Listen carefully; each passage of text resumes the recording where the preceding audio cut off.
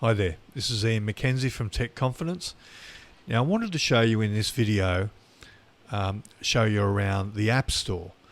The App Store is basically your entry into all the apps that Apple have that can be installed on your device.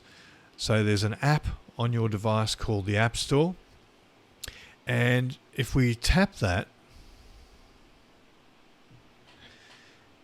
and let's go and have a look at how the App Store is put together. So the first screen you might come up with might be the Today screen. Now notice down the bottom there's 5 or so options: Today, Games, Apps, Arcade and Search. So if you tap those to use that option, and at the moment we're in the Today window or screen. Now, the Today screen is just Apple's way of curating all this information and presenting it to you, and hopefully to get you to install some of these apps. Now, you'll notice if we have a look here, all these apps have got Get next to them, which means I don't have them installed on my device. If I had them installed on my device, it would say View or Open. Okay, so none of these are installed. Now, if you don't like this screen and you find it difficult to find what you're after there, you could tap down the bottom there, the Apps option. And this is another way of Apple trying to group all this information in interesting ways for you. So you can see at the top we've got popular apps. Then if we scroll down, we've got trending. In other words, they're ones that people are installing at the moment and seem to be popular. You've got ones for tracking your time, and you get the idea. It's all organized in categories that Apple thinks might be appealing to you. Now what we're going to have a look at is basically the anatomy of an app's page. So if we're interested in any of these apps, I wouldn't tap on the price, I'd tap on the icon for the app.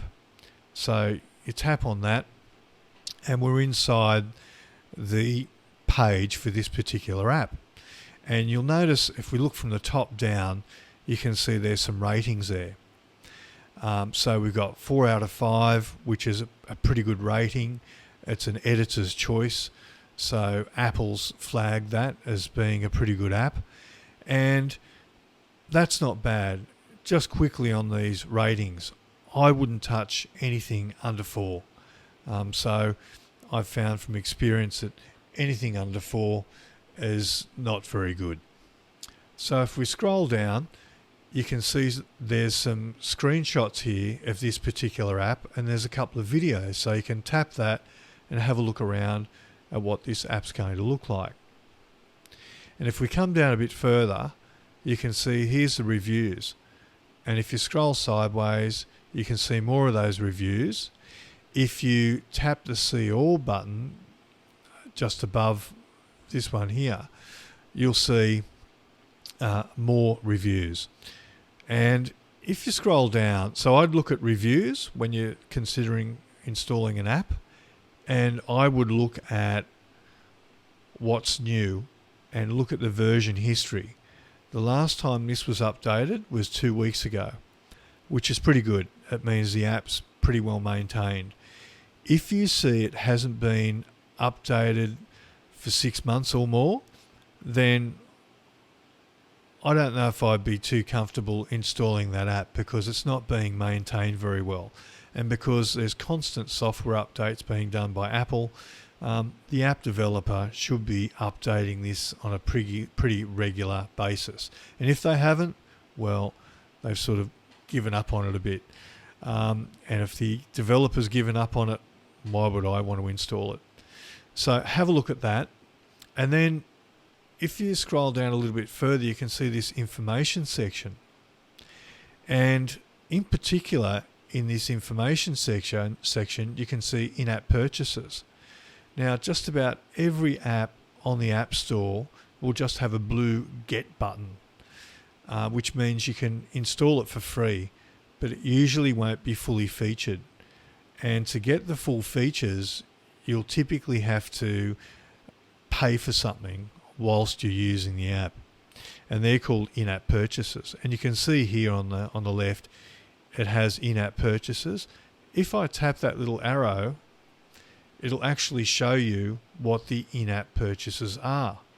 Now, in this particular example, there are no in-app purchases. So that stands to reason, because if you look on the top right-hand side of the screen, you can see they're charging $14.99 straight up for this app. So they're being quite upfront and saying, you want to use this app, you're going to have to pay us $14.99 and you can get it.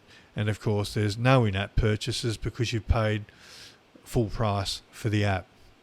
If we have a look at another app that doesn't have a price, you can see here with these apps, you've got Get. There's no price. Now, if I tap Get, that's going to start to install that straight away. So I recommend you tap on the icon of the app first to go in and have a good look at it first. Now, if we scroll down on this app, you can see the reviews again. You can see the version history. You can see the information. And this time, when we tap in-app purchases, you'll see there's the in-app purchases. And they're not cheap. So before you jump into getting an app, I would check the in-app purchases first, because some of them can be, through the roof. All right, so I hope that helps you. There's 3 things that I would look at before deciding on an app. One is, what are the ratings? Make sure they're above 4. 2 is, scroll down past the ratings a bit, have a look at the version history. When was it last updated?